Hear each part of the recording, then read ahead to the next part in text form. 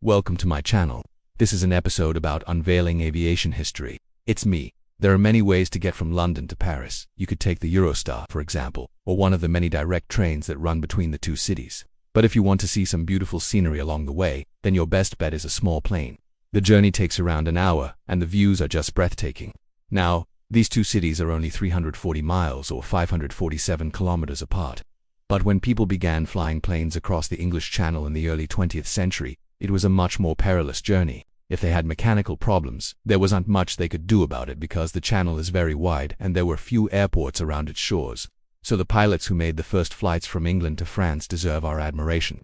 But how did aviation begin in Britain? We'll find out in this episode of my channel, and we'll look at some of the great achievements of British inventors and engineers. Make sure you stick around until the end to hear about one of the worst aviation disasters in history. The Wright brothers are credited with inventing the world's first airplane. They made their first successful flight in Kitty Hawk, North Carolina on December 17, 1903. However, there were others who were trying to achieve the same thing at the same time. One was a self-taught engineer named George Cayley. He was born near Manchester in 1773 and built his first glider in 1804. In 1809, he made several gliding experiments at his own expense. Unfortunately, they failed, and so did his attempts to secure funding from the British government.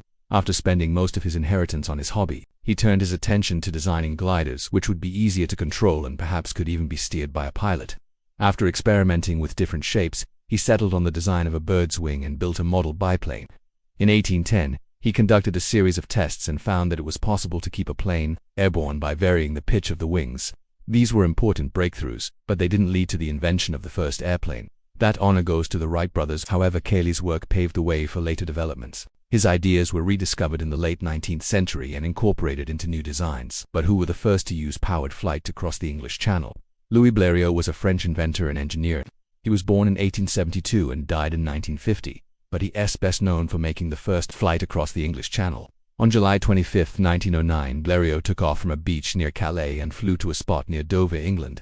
His plane was powered by an Onzani engine that produced only 25 horsepower. It had two propellers and a maximum speed of 45 miles per hour. The total distance covered was 23 miles, and it took him 37 minutes to complete the journey. That was quite an achievement considering that his plane had no instruments on board. The flight caught the public's imagination and Blériot became famous overnight. He returned to France as a hero and was awarded the Légion d'honneur by President Armand Fallières. The British also offered him a knighthood, but he declined it because he didn't want to become a British subject. There were other French pioneers of aviation, such as Henry Farman, who was one of the first to fly an airplane in Europe. In 1908, he established the world's first commercial airfield near Paris. He also set several aviation records and won many prizes for his flying skills. But it was Louis Blériot who made the first flight across the English Channel. How about the first Englishman to fly across the Channel? That distinction belongs to a man named John Alcock. He was a World War I pilot who gained fame for being the first person to fly solo non-stop across the Atlantic Ocean. But his greatest achievement came earlier when he made his first flight across the English Channel on August 11, 1919. His plane was a modified version of a Bristol F-2 fighter, which had been designed by the British Royal Aircraft Establishment. It was powered by a 300-horsepower Rolls-Royce Eagle engine and had a top speed of 115 miles per hour. Alcock and his navigator, Lieutenant Commander Harry Hawker, took off from Hounslow Heath in West London at 10:20 a.m. Their destination was St. Malo in Brittany, France, where they landed 8 hours later.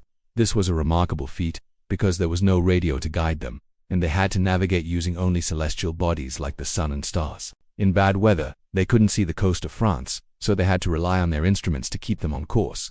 Despite these challenges, they successfully completed their journey, earning them both awards and recognition around the world. The golden era of aviation saw many daring feats. For example, the first woman to fly across the Channel was a Belgian named Maris Piston. She was born in 1876 and began her career as a secretary, but soon became interested in aviation. She learned to fly at the School of Aviation founded by Henry Farman, and on May 18, 1910, she became the first woman to make a solo flight across the English Channel. She was only 24 years old when she accomplished this feat. Her plane was a Blériot, which was powered by a 25-horsepower Anzani engine. It took her 51 minutes to cover the 22 miles between Cap Daly and Dover. She landed safely and was greeted by a crowd of onlookers who had gathered to watch the historic event. Other notable aviators include Claude Graham White, who made the first flight from London to Manchester in 1910, and Harry Hawker, who, along with John Alcock, flew the first non-stop solo transatlantic flight in 1919. These pioneers of aviation pushed the boundaries of what was possible, and their achievements inspired generations to come. Britain has a long tradition of innovation and engineering excellence, and this was never more evident than in the aircraft industry. Some of the most iconic and innovative planes ever built were made in Britain. The Supermarine Spitfire is arguably the most famous British aircraft ever built. It was designed by the British aircraft company Supermarine and first flew in 1936. The Spitfire was a fighter plane that was used during World War II, and it played a vital role in the Battle of Britain. More than 20,000 Spitfires were produced during the war, and they were used by the Royal Air Force, the British Commonwealth Forces, and several other allied nations. The plane was known for its speed, agility, and reliability, and it was able to intercept and engage enemy aircraft before they could reach British airspace. The Spitfire remains a symbol of courage, determination, and the Royal Air Force's bravery during World War II. Another famous British aircraft is the Avro Vulcan, which was a heavy bomber that was used by the Royal Air Force from 1956 to 1984. The Vulcan was designed by the British aircraft company Avro Canada and was the last of the great piston-engined bombers. It played a key role in the RAF's nuclear deterrent force during the Cold War, and was used in several conflicts including the Falklands War. The Vulcan was known for its reliability and accuracy, and it was able to carry large payloads over long distances without refueling. Perhaps the most innovative British aircraft was the Blackburn Buccaneer, which was a low-level strike aircraft that was designed to penetrate enemy airspace at low altitudes. It was used by the Royal Navy and the Royal Air Force from 1962 to 1982, and saw service in several conflicts, including the Arab-Israeli War and the Falklands War. The Buccaneer was known for its maneuverability and its ability to carry nuclear and conventional weapons. Its distinctive swept-back wings and low-slung cockpit gave it an aggressive appearance that inspired its name. These are just 3 examples of the many famous British aircraft that have been built over the years.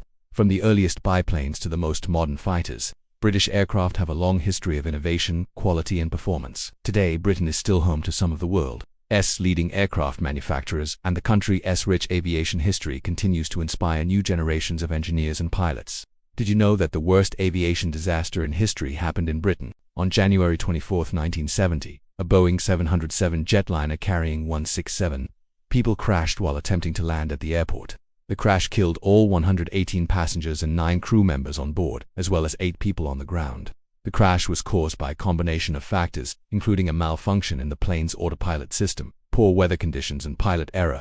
The accident led to major changes in aviation safety regulations and procedures, particularly in relation to the use of autopilot systems. It's a reminder of the importance of rigorous safety standards and the need for constant vigilance in the aviation industry. If you want to learn more about the world's deadliest air disaster, then I've linked a video below. Now it's time to make your voice heard. Which British invention or discovery has impressed you the most? Tell me in the comments. And remember, if you subscribe to my channel, I'll bring you more amazing stories from human history every week. Thanks for watching.